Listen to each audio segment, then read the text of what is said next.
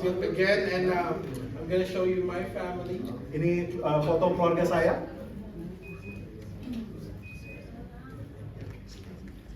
There you go.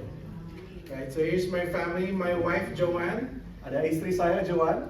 and Joanne and I met at Every Nation Macau. Dan Joan dan saya bertemu di Every Nation Macau. We were friends for 7 years. Kita sudah berteman selama 7 tahun. We get married at 2019. Tahun 2019 akhirnya kita menikah. The same year my eldest son was born. Dan di tahun yang sama, anak yang pertama lahir. His name is John. Namanya John. We just had a call the other day and told me that he was crying because I was not there in the bed when he woke up. Dan pada saat video call dia menangis dan katakan bahwa sayang sekali Papa, saya tidak melihat Papa, saya membangun. I just told him that I'll be back next Monday. Dan saya katakan kepadanya minggu depan saya sudah balik. 2022 we decided to go back to the Philippines because there's a new baby to be born and we had a little bit of a family problem to deal with. Tahun 2022 kemarin saya dan keluarga balik ke Filipina karena ada masalah keluarga dan kami sedang expect ada bayi berikutnya, ada bayi yang kedua. Now my daughter Jaja, who is now 2 years old, loves to wear a dress. Anak putri saya Jaja umur 2 tahun dan dia senang pakai dress. And she would always want to request to wear it even going to bed. Dan dia sebelum tidur selalu tanya, boleh nggak pakai dress? Now that's my family. Itulah keluarga saya. So today we're on a series break. Pada hari ini kita ada series break. And Pastor Agus asked me to talk about the missions. Pastor Agus meminta kepada saya untuk bicara tentang misi. That's why I decided to share the heart of God through the lives of the people in the Bible. Dan mengapa saya memilih untuk membagikan mengenai hati Tuhan melalui misi. From mission field to mission force. Dari ladang misi ke tenaga misi. Victory Philippines, which is the church where I came from, was once a mission field and now a mission force to preach the gospel. Victory Filipina di mana saya beribadah dahulunya ladang misi, tetapi sekarang menjadi tenaga misi untuk memberitakan Injil. Victory is under the umbrella of Every Nation, which we are part of and we belong to as a family. You are family. Gereja Victory ini ada di bawah naungan Gereja Every Nation, sama seperti kita di sini, kita adalah keluarga rohani. Victory started year 1984 at the Tandem Building in Recto Manila. Basement is where there is no AC or air conditioning, but the passion is blazing for God. Tahun 84 Victory Philippines ini mulai dari basement sebuah gedung di mana tidak ada AC, tetapi kegairahan Tuhan tetap berapi-api. One of the things that I heard in our movement is to change the campus, change the world. Di gerakan kita, sebuah moto yang change the campus, mengubah kampus, mengubah dunia. We should make sure to pass the baton. Kita harus oper baton itu kepada generasi berikutnya. It's not Every Nation's idea. Bukan idenya Every Nation, It's God's idea. adalah idenya Tuhan. In the Old Testament, the importance of the next generation is emphasized. Di perjanjian lama, kepentingannya The importance of the next generation. kepentingannya generasi penerus itu sangat penting bagi mereka. So we are to pass the gospel to the next generation. Kita mengoper berita Injil kepada generasi penerus. Amen? Amen. And so I invite everyone to please stand up. We're going to Mari read kita semua bangkit berdiri. The Bible. Firman Tuhan. We're going to read from Psalms chapter 71, 17 to 19. Kita membaca dari Mazmur 71 ayat 17 sampai 19. So I'll read first. So verse 17 says here, O God, from my youth you have taught me, and I still proclaim your wondrous deeds. So even to old age and gray hairs, O God, do not forsake me until I proclaim your might to another generation, your power to all those to come. So your righteousness, O God, reaches the high heavens. You have done great things, O God, who is like you. Dalam bahasa Indonesia, ya Allah, Engkau telah mengajar aku sejak kecilku, dan sampai sekarang aku memberitakan perbuatanmu yang ajaib. Juga sampai masa tuaku dan putih rambutku, ya Allah. Janganlah meninggalkan aku, supaya aku memberitakan kuasamu kepada angkatan ini, keperkasaanmu kepada semua orang yang akan datang. Keadilanmu, ya Allah, sampai ke langit. Engkau yang telah melakukan hal-hal yang besar. Ya Allah, siapakah seperti Engkau? Let's all pray. Mari kita berdoa. Father God, we thank you for today. Bapak, kami mengucap syukur untuk hari ini. May you explain to us, Lord God, your word today.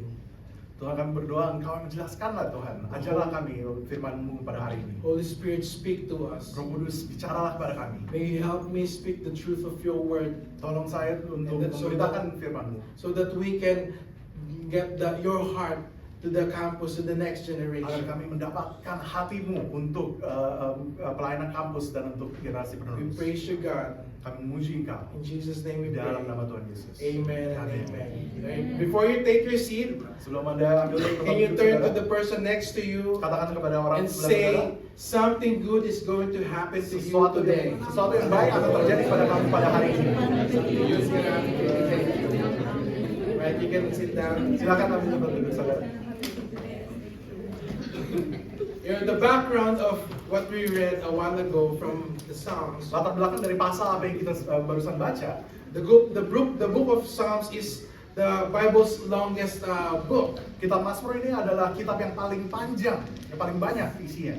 in terms of both the number of chapters and the total word count. Pasalnya ada banyak dan juga kata-katanya juga banyak. It contains the longest chapter in the Bible. Pasal yang paling panjang juga ada di dalam kitab Mazmur ini. I remember when I was a little kid, I would memorize Psalms 119. Saya ingat saya pas kecil saya menghafal Mazmur 119, The longest chapter in the Bible. pasal yang paling panjang di dalam Alkitab. But guess what? Tapi apa yang terjadi? I don't remember it anymore. Aku udah hafal lagi pada saat ini. That's why we need to read the Bible. Itulah mengapa penting kita untuk membaca Amen. firman Tuhan. Amin. So the Psalms is full of human emotion, Mazmur ada banyak ungkapan perasaan manusia. which is why so many people turn to them in times of joy and sadness. Makanya ada banyak orang yang membaca Mazmur saat mereka sedih. As we take a look at the principles that we could learn, we can see how the gospel was passed down from generation to generation until our time right now. Dan kita bisa melihat bagaimana prinsip-prinsip di Mazmur ini dan bagaimana berita Injil bisa dioper dari generasi ke generasi berikutnya. These verses reminds us the lifelong journey of our faith and the call to witness God's greatness to all generations. And let's explore these three themes. Ayat-ayat ini menjelaskan bagaimana pentingnya untuk kita mengoper berita Injil ini kepada generasi berikutnya. Dan kita melihat ada 3 poin. Number one, Yang pertama, God's guidance. penyertaan Tuhan. Verse 17, O God, from my youth you have taught me, and I still proclaim your wondrous deeds. Ya Allah, Engkau telah mengajar aku sejak kecilku dan sampai sekarang aku memberitakan perbuatanmu yang ajaib. The psalmist acknowledged that God has been his teacher in his early years. Sang pemazmur ini menyatakan bahwa Tuhan menjadi gurunya dari sejak kecil. From our early years, God has been our teacher. Dari masa kecil kita pun, Tuhan menjadi guru kita. His guidance shapes our lives and instilling wisdom and understanding. Penyertaan Tuhan membentuk hidup kita untuk memberikan hikmat kepada kita. My question for you, how has God guided you through every season of your life? Pertanyaan saya, bagaimana Tuhan sudah menyertai kita dalam setiap musim hidup kita? You know, for me, Untuk saya, people believe in me, telling me, I am a future leader. They would tell me, you have a calling, you are a worshiper. banyak yang sudah mengatakan kepada saya, kamu mempunyai panggilan, kamu adalah penyembah. You know how that changed my life? Bagaimana itu mengubah hidup saya? It affected the course of my decision making. Itu membentuk bagaimana saya mengambil keputusan. I didn't realize that I would be called to where I am right now Saya tidak tahu apa yang akan terjadi dan bagaimana saya bisa terpanggil pada saat ini. as a full-time in the ministry and doing short-term missions. Sebagai full time di dalam pelayanan dan juga memimpin misi-misi jangka pendek. If not for the people who believe in me and supported me, I would not be here. Kalau bukan karena orang-orang yang mendukung saya tidak akan ada di sini. But ultimately, it's God who paved the way. Tetapi adalah Tuhan yang membentuk jalan dan yang menyertai kita. It was God's guidance that point us to where we are right now. Adalah penyertaan Tuhan yang mengarahkan kita pada saat ini. Only by His grace. Hanya karena karunia dan anugerahnya. So what should we do then? Jadi apa yang kita lakukan? That leads me to my next point. Inilah poin berikutnya. Our lifelong mission. Misi kehidupan kita. Verse 18. Di ayat 18. So even to old age and gray hairs, O God, do not forsake me until I proclaim your might to another generation, your power to all those to come. Juga sampai masa tuaku dan putih rambutku, ya Allah, janganlah meninggalkan aku, supaya aku memberitakan kuasamu kepada angkatan ini, perkasaanmu kepada semua orang yang akan datang. The psalm's prayer is not just for personal perseverance, but also for the strength to come, proclaiming God's power to the future generation. Doa sang pemazmur ini bukan hanya untuk pribadi, tetapi untuk kekuatan, untuk meneruskan kepada generasi-generasi berikutnya. Our faith is a legacy. Iman kita adalah warisan. Each of us has a responsibility to share our experiences of God's faithfulness to our family, friends, and our church community. Setiap dari kita mempunyai tanggung jawab untuk menyatakan kebaikan Tuhan dan kasih setia Tuhan kepada keluarga, teman-teman, dan sekitarnya. This could be through teaching, mentoring, or simply living out our faith. Ini bisa dalam bentuk mentoring, dalam pengajaran, atau hanya untuk menghidupi iman kita. That's why we want to encourage you to actively participate in our discipleship journeys that bridge generational gaps. Jadi saya mendorong kita untuk mengikuti proses pemuritan ini. Such as helping out in our campus outreaches. Seperti terlibat di dalam penjangkauan kampus. Leading life group with the campus students. Memimpin life group mungkin dengan anak-anak muda. Or living out their role as parents to your children. Atau menghidupi peran kita sebagai orang tua kepada anak-anak kita. And these are practical ways to declare God's power and engage with the next generation. Dan ini cara-cara yang praktis bagaimana kita menjangkau generasi penerus ini. So the question is, where are the next generation? Jadi pertanyaannya, generasi penerus ini ada di mana? Some of them are in our home, Banyak dari mereka ada di dalam rumah kita, but most of them are in the campuses. tapi kebanyakan dari mereka juga ada di kampus-kampus. That answers our question, why the campus? Itulah menjawab pertanyaan kita, mengapa kampus? Throughout the history, movements have published manifestos to encapsulate and communicate their mission. Selama sejarah ini, ada banyak gerakan-gerakan yang mempublikasikan manifesto. Rice Brooks, one of our leaders, he penned the campus manifesto stating the reason why we must reach the campus. Dan Pastor Rice Brooks menulis kampus manifesto, mengapa kita butuh untuk menjangkau kampus. Number one is the future leaders of society are on our campuses. Pemimpin-pemimpin masa depan ada di kampus-kampus kita. Virtually all of the world's presidents, prime ministers, senators, members of the parliament, bankers, lawyers, judges, doctors, business leaders have passed through the college and university system. Hampir setiap pemimpin-pemimpin masa depan, yaitu dokter, yaitu politisi, atau businessman, semua ada di kampus-kampus kita. In every critical aspect of a nation's culture, the campus is where we find the future influencers. Dan dalam aspek-aspek kehidupan ini ada pemimpin-pemimpin masa depan yang ada di kampus saat ini. Next one, major movements, bad or good, start on the campus. Gerakan yang besar, mau itu yang baik atau yang buruk, mulai dari kampus. From spiritual revival to political revolution, the campus gives birth to change. Dari kebangkitan rohani pun mulai dari kampus dan asal mulanya dari kampus. Marxism, atheism, feminism, practically every ism that has spread around the world at one time started as a tiny seed in a university campus. Mau itu Marxisme, ateisme, atau feminisme, atau apapun isma-isma itu, asal mulanya satu titik ada di kampus, mulai dari benih kecil di kampus. Next one is the majority of those who become Christians do so as a student. Mayoritas orang-orang yang menjadi Kristen melakukannya saat mereka mahasiswa atau siswa.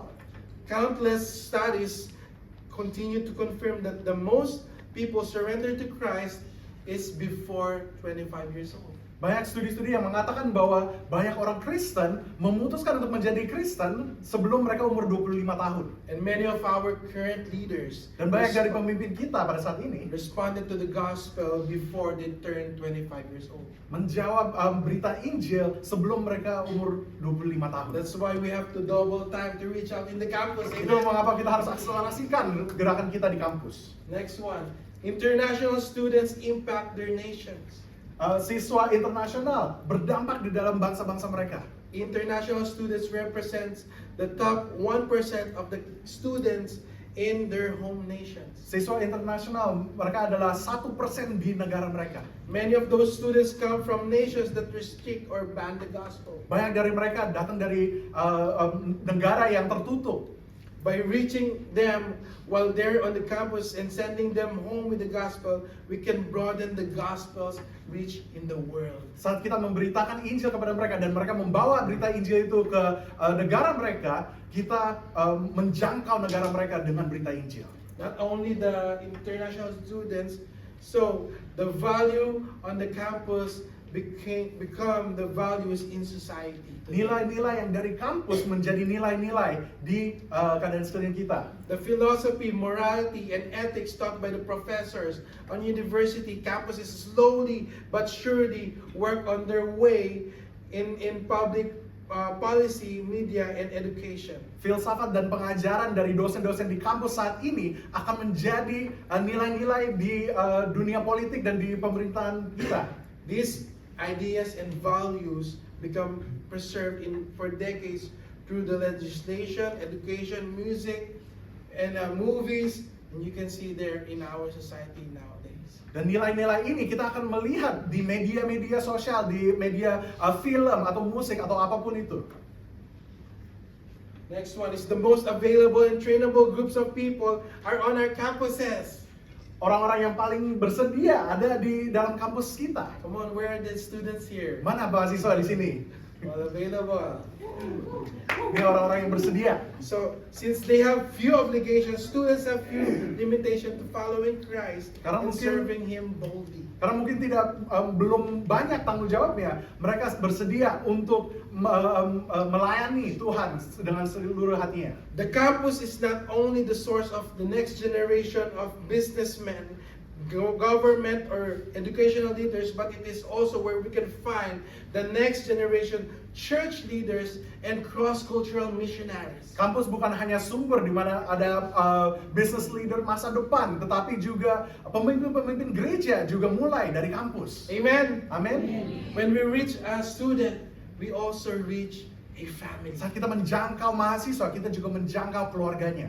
Moms and dads, brothers and sisters are often impacted by the stories from students who return home with a changed life. Bapak, ibu, kakak melihat ada seorang yang berubah hidupnya dan mereka terdampak karena itu. The New Testament pattern of growth showed that entire families turning to Christ. Dan kita melihat ada pola di mana banyak yang berpaling kepada Kristus karena ada satu orang di anggota keluarganya yang menjadi orang Kristen. And that hasn't changed. Dan itu tidak berubah. And lastly, Dan terakhir, God promised to pour out His Spirit on sons and daughters. Allah menjanjikan untuk mencurahkan rohnya kepada anak-anaknya. You know, while we were worshiping, Saat kita menyembah, the Lord just impressed to me Tuhan bicara kepada saya that the Lord is about to pour out His Spirit on our church. bahwa Tuhan akan mencurahkan rohnya kepada gerejanya. Get ready. siap-siap. Because your sons and your daughters, Karena anak-anakmu He will use. Tuhan akan And pakai. even you as parents and the moms and dads that are here, Dan orang-orang tua pada saat ini, He is about to use you Tuhan akan memakai kamu and your children. dan anak-anak kamu. Are you ready to change the world? Apakah kamu siap Amen. untuk mengubah dunia? Amen. So going back in our journey of faith, Balik lagi ke perjalanan kehidupan, ke perjalanan iman. God has been with us and He guides us and gives us our mission to reach out the next generation. Tuhan ada bersama dengan kita dan Dia menyertakan kita untuk menjangkau generasi penerus. That is also why we are here, the 10 days team. Dan itulah mengapa kita sebagai 10 Days Team ini ada di sini. Victory Philippines sent us out to help our church here in Ian Sempong to reach the campuses. Victory Filipina mengutus kami untuk menjangkau kampus-kampus di Every Nation Serpong. I hope you can also join us in reaching out the campuses. Saya berharap kita bisa bergabung juga, terlibat juga dalam penjangkauan Can ini. we do that? Mari kita lakukan itu. And also throughout our lives, we saw God's unmatched greatness. Dan seluruh hidup kita juga melihat bagaimana Tuhan, kebesaran Tuhan yang tidak ada lawannya. And that leads me to my next point. Dan itulah poin berikutnya. His unmatched greatness. Kebesaran Tuhan yang tidak ada lawannya. So your righteousness, O God, reaches the high heavens. You have done great things, O God, who is like you. Keadilanmu ya Allah sampai ke langit. Engkau yang telah melakukan hal-hal yang besar ya Allah. Siapakah seperti Engkau? This passage culminates in a declaration of God's unparalleled greatness. Ayat-ayat ini tutup dengan kebesaran Allah yang tidak ada lawannya. It is a reminder that every season of our life, God's righteous acts are evident and worthy of praise. Ini adalah peringatan bagi kita bahwa kebesaran Tuhan itu tidak ada lawannya, tidak ada bandingnya. Think with me for a moment. Reflect on great things God has done in your life. Mari kita merefleksikan apa hal-hal yang besar yang Tuhan sudah lakukan dalam hidup kita. Has God been good to you today? Apakah Tuhan sudah baik kepada kita pada hari If ini? God has been good to you, can you raise your Apakah Tuhan sudah hand? menyatakan kebaikannya kepada kita hari ini? God has been good to us. Tuhan telah baik bagi kita.